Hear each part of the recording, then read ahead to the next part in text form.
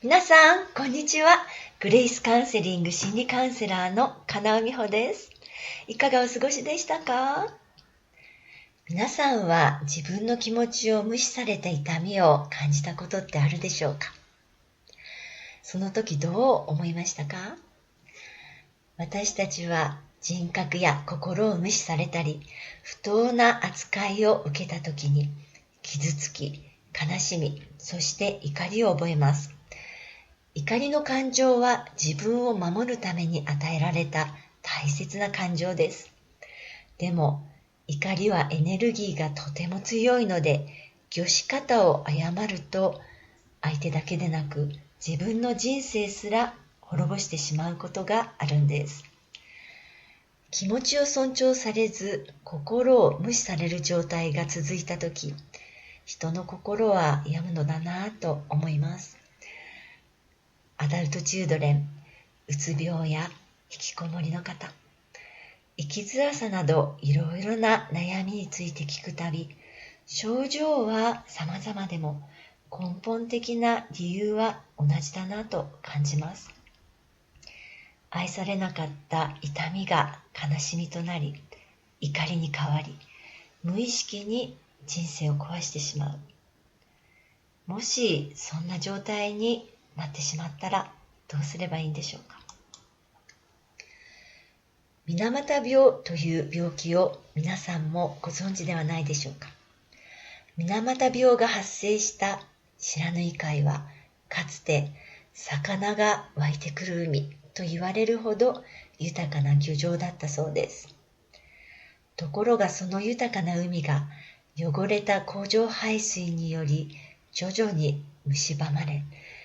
飛んでいる鳥が突然空から落ちてきたり、猫が狂い死にするようなことが次々と起こるようになりました。そしてとうとう漁業を営んでいた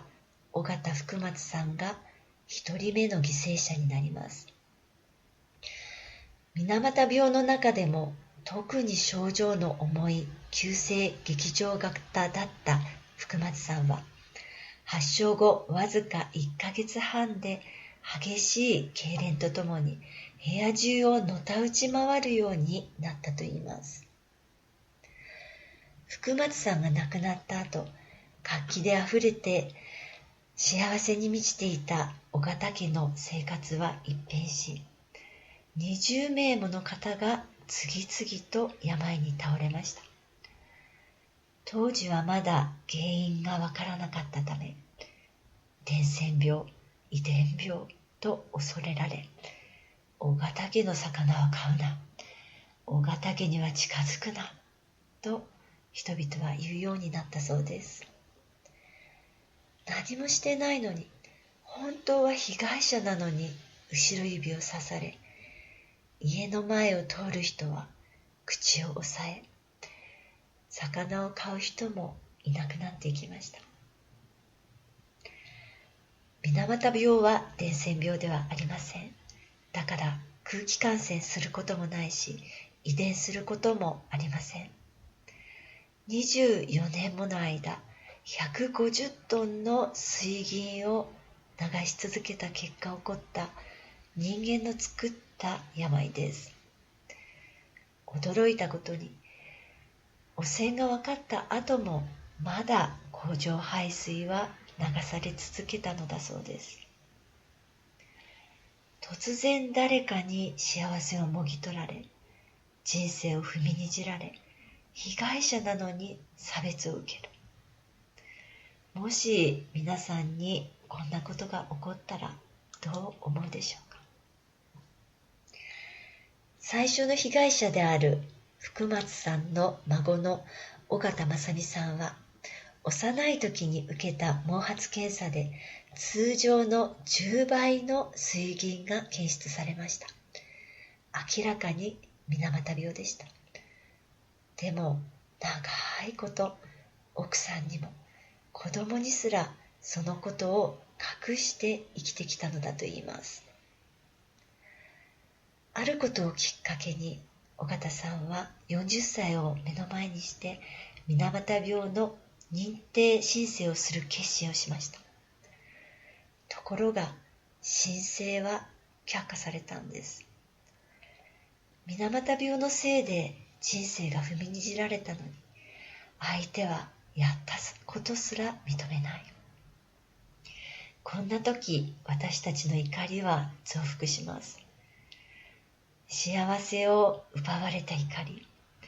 周りの視線を気にして隠れて生きてこなければならなかった恨み。10年間何回申請しても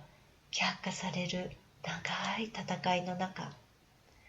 自分の人生を屈辱に変えてしまった行政や社会や世間すべてを恨むようになっていったそうです。もし尾形さんが恨みながら人生を終えたとしても、一体誰が彼を責めることができるでしょうか。でもそんな苦しみのただ中で、尾形さんは自分は人を恨むために生まれてきたわけじゃないと相手を許すことにしたというんです。水俣病になってよかったとまでは言えないけど、水俣病になったことを私は後悔していません。こんな私が人を許す力を身につけることができたことを覚えてほしい。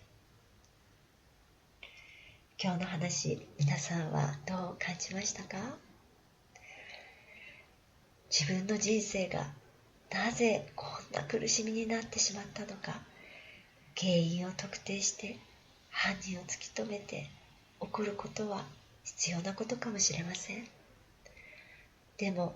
あなたが幸せになるためにどうしても必要なこと、それは